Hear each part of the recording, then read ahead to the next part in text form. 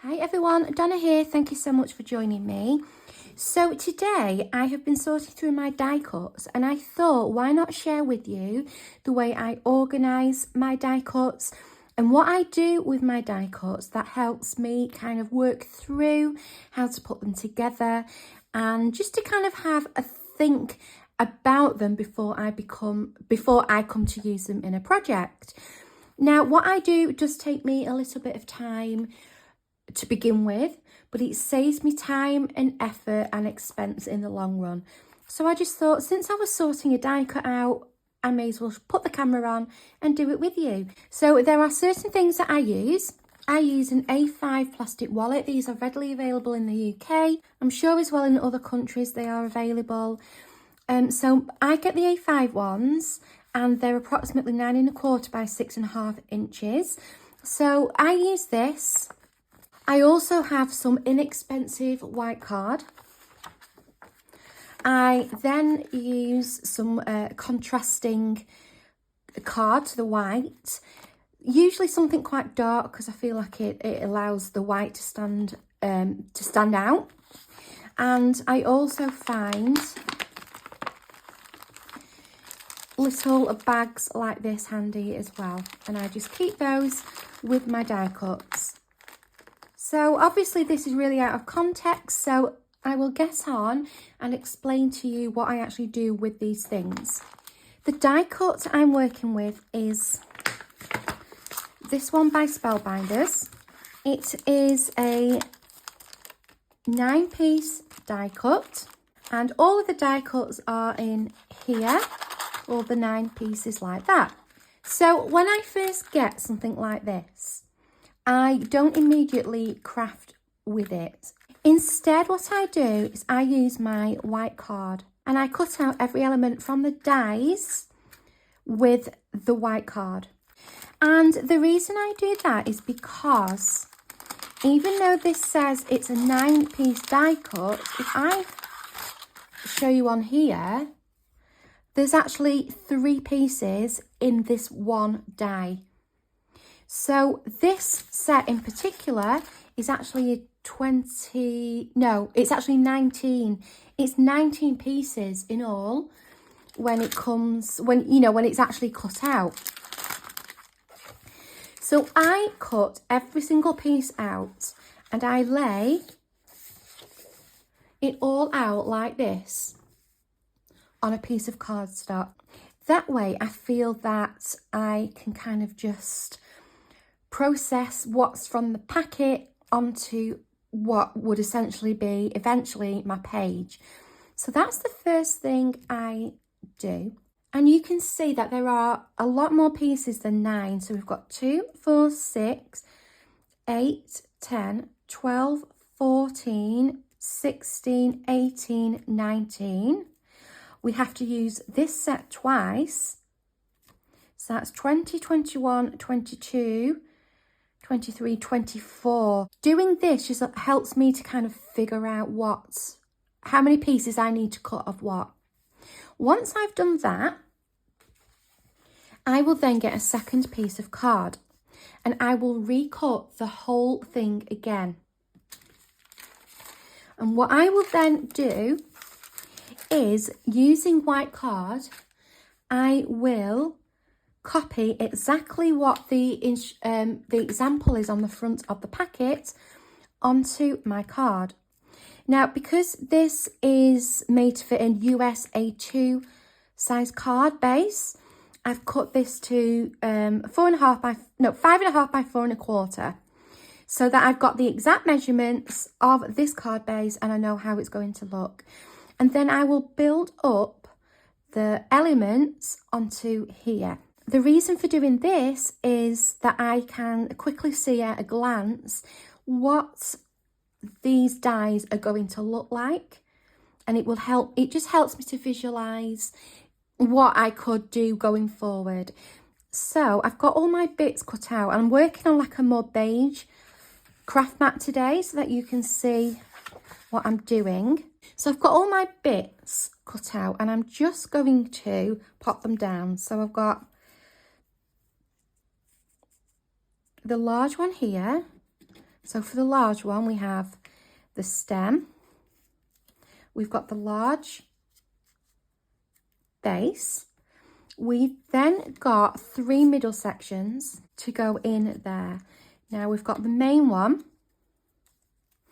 Then we've got like a one that's smaller than them both. And then we've got like this dotty one.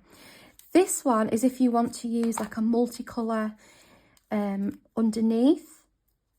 Say for example black. If you're wanting your little dots to be black, you can layer this underneath. And then you've got like a black layer. That all goes on there. And then that goes on there. This is just rough. Just so I kind of, you know, I'm just kind of doing this roughly so I know where it goes.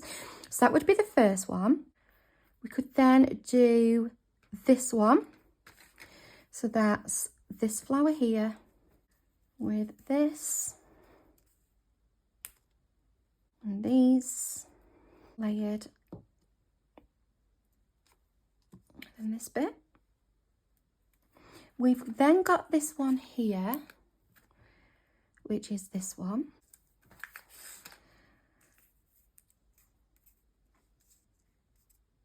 And this is another smaller one. So this is where those 2 small ones, cutting it out twice, comes in.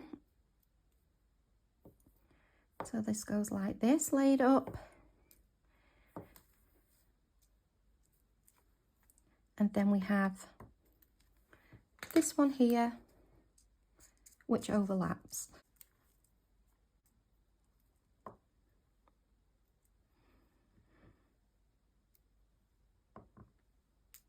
So it looks a little bit like that. And then what I do is, following exactly the example, I will then stick all of these white elements onto another piece of card so that I end up with all of the parts separate and then all of the parts put together as intended.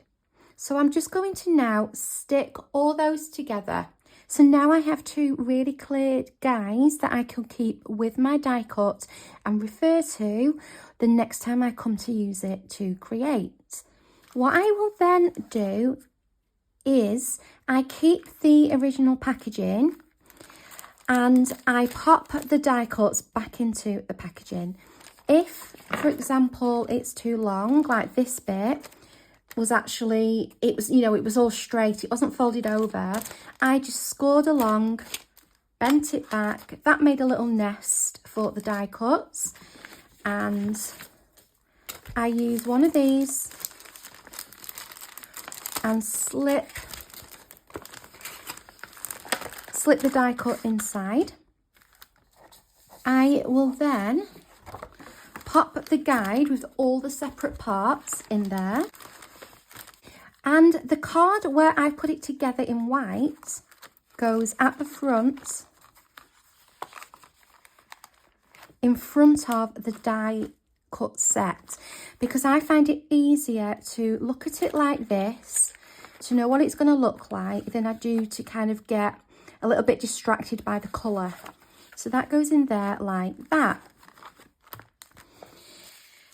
If I have any left over, this is where the little bags come in handy. Because I had to cut 2 of the smaller size, but because there's 3 die cuts to cut each bit out, I've been left with spares. So I've got like the spare inside bits and I've got the spare petals. They will just be kept in these little bags and slipped at the back. I'd run out. I didn't have any bags big enough for these petals, so I just used some spare tracing paper. They can go in there like that. And that is my die bundle. So the die, the guide with all the different elements cut out, the guide with it all put together, both just in inexpensive white card, and any extras that have been cut along the way. Here are some more examples. So in each kit, I have the set of dies cut out onto white paper, stuck onto a piece of card and popped into there. This is on both of them.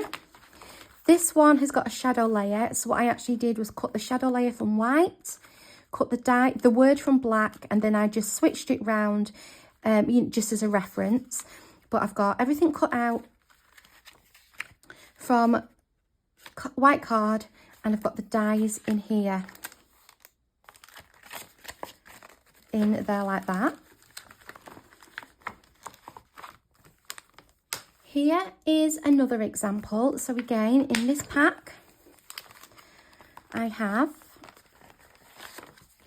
the die put together in white cardstock at the front so that I can reference it quickly when I'm searching through my equipment, because something like that can get a little bit lost. To me, white on a dark base stands out a little bit more. So I have that first, plus the piece of card with all the different elements on. And on this one, I did even go ahead and make it up using coloured cards, so I kind of had a reference in my pack as well as to what it would look like coloured. That's something that I could also do, and I might do for the die cut I've just sorted. So all of that goes in front of my die packet.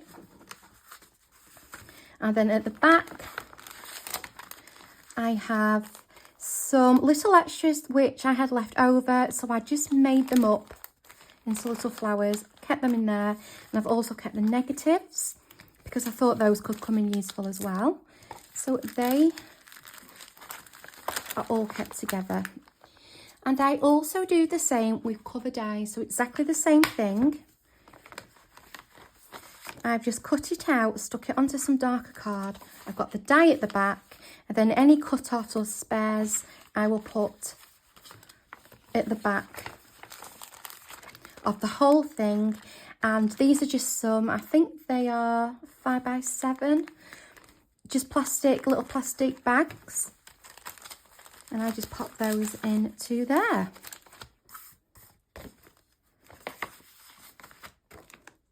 This is one more example. Again, it's a cover die. I have the cutout.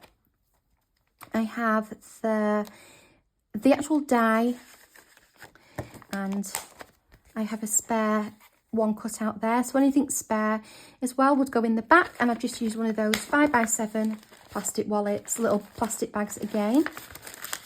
Obviously, with things like cover dies, there's only that one part, so I don't have two separate pieces of card like I do if it was like different parts of a flower, for example. So this is quite a short video.